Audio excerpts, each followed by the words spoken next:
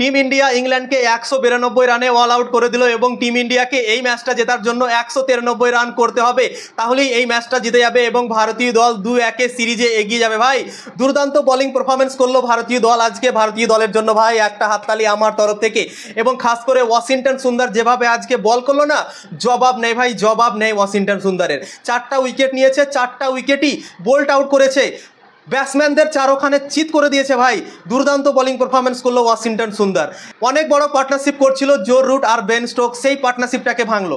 Joe Root খাম্বার মতো দাঁড়িয়েছিল ভারতের আগা দিকে এবং সেই জো রুটকে আউট করলো আমাদের ওয়াশিংটন সুন্দর, তাও আবার বোল্ড করে আউট করলো, চারোখানে চিত করে দিল। সুইপ মারতে গিয়ে জো রুট চাকমা খেয়ে গেল সুন্দরের বলে এবং দুর্দান্ত বোলিং করে 4টা উইকেট নিয়ে এলো। প্রথমে জো রুটকে আউট করলো, তারপর বেন স্টোককে আউট করলো, তারপর জেমি স্মিথ যে খতরনাকভাবে ক্রিকেট খেলছিল এই সিরিজে ভারতের আগা দিকে, প্রত্যেকবার সে রান করেছে, কিন্তু এই ইনিংসে ওয়াশিংটন সুন্দর তাকেও বোল্ড করেছে এবং প্রথমবার জেমি স্মিথের ফেল ইনিংস এলো ভাই।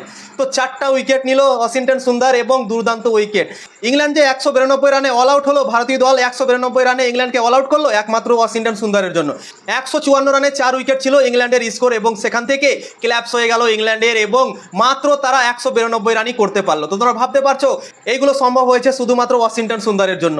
এবং প্রথমে যে ভারতের দল আজকে শুরুয়াত করেছিল, মোহাম্মদ সিরাজ আমাদের ডিএসপি দুর্দান্ত বোলিং করেছিল। প্রথম 2টো উইকেট আমাদের ডিএসপি মোহাম্মদ সিরাজই নিয়েছিল এবং দুর্দান্তভাবে ভারতীয় দলকে নতুন বলে উইকেট দিয়ে দিয়েছিল। প্রথমে বেন ডাকেটকে আউট করেছিল এবং দ্বিতীয় উইকেট নিয়েছিল অলি পোপকে আউট করে এবং দুর্দান্ত বোলিং পারফরমেন্স করেছিল। 7 ওভার করেছিল প্রথম স্পেলে যখন আজকের খেলাটা শুরু হয়েছিল তখন এবং 2টা উইকেট নিয়েছিল। তারপর জ্যাক ক্রলি যে অনেক নাটকীয় করেছিল, অনেক সময় নষ্ট করেছিল, সেই জ্যাক ক্রলিকে আমাদের নীতিশ কুমার রেড্ডি অফ সাইডে এসএসবি জয়সওয়ালের হাতে ক্যাচ করিয়েছে এবং দুর্দান্ত বোলিং করে সেই জ্যাক ক্রলিকে আউট করেছে। এবং তার আগা দিকে আমাদের অ্যাগ্রেশন দেখেছিলে ভারতের প্লেয়াররা, তারপর ওয়াশিংটন সুন্দর, তারপর নীতিশ কুমার রেড্ডি সবাই একবারে অ্যাগ্রেশন দেখিয়েছিল তার আগা দিকে এবং অনেক সুন্দর লেগেছিল আমাদের। দিয়ে জ্যাক ক্রলি আউট হওয়ার পর হ্যারি ব্রুক নামে ব্যাটিং করতে, হ্যারি ব্রুক ভাই দুর্দান্ত খেলতে শুরু করে, তারপর তোর বিধ্বংসী মেজাজে ব্যাটিং করতে শুরু করে এবং তারপর আকাশদীপ তাকে বোল্ড করে দেয় এবং চারোখানে চিত করে দেয় এবং প্রথম সেশনে ভারতীয় দল 4টা উইকেট নিয়ে নেয় এবং দুর্দান্তভাবে ফিনিশ করে প্রথম সেশনটা ভারতীয় দল 4টা উইকেট নিয়ে। তারপর যখন লাঞ্চের পর খেলাটা শুরু হলো তখন বেন স্টোক আর জো রুটের মধ্যে একটা পার্টনারশিপ তৈরি হয়ে গিয়েছিল। অনেক বড় তারা পার্টনারশিপ করে ফেলেছিল, প্রায় 60-70 রানের 154 রানে 4 উইকেট পড়েছিল ইংল্যান্ডের স্কোরে, কিন্তু তারপর ওয়াশিংটন সুন্দর জো রুটকে আউট করে দেয়। খাম্বার মতো জো রুট ভারতের আগা দিকে দাঁড়িয়ে গিয়েছিল এবং বেন স্টোক এবং ওই দুটোকে বোল্ড করে দিয়ে চারোখানে চিত করে ভারতীয় দলকে কামব্যাক করালো এবং সেখান থেকেই ভারতের দিকে ম্যাচটা ঘুরে গেল এবং একের পর এক ভারতীয় দল উইকেট নিতে থাকলো এবং এই ম্যাচে কামব্যাক করে গেল ভাই।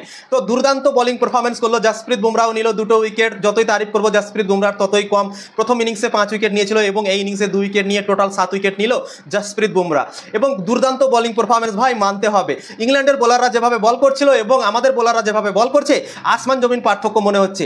তো আমাদের ভারতীয় দল ইংল্যান্ডের মাঠে গিয়ে রাজ চালাচ্ছে ভাই এবং ইংল্যান্ড নিজের মাঠে খেলছে, কিন্তু তারা অনেক ডিসঅ্যাপয়েন্টেড হয়ে যাচ্ছে। তারা বোলিং ভালো করতে পারছে না, ব্যাটিং ভালো করতে পারছে না ভারতের আগা দিকে এবং ভারতের দল দুর্দান্ত বোলিং পারফরমেন্স করছে ভাই। তো জবাব নেই ভাই ভারতের দলের। এখন ভারতীয় দলকে ম্যাচ জেতার জন্য 193 রান লাগবে। তো অবশ্যই আমার মনে হয় ভারতীয় দল এই রানটা কমপ্লিট করবে এবং ইংল্যান্ডকে তৃতীয় ম্যাচটা হারিয়ে 2-1 সিরিজে এগিয়ে যাবে এবং ভারতীয় দল এই সিরিজটা জেতার জন্য ফেভারিট হয়ে যাবে।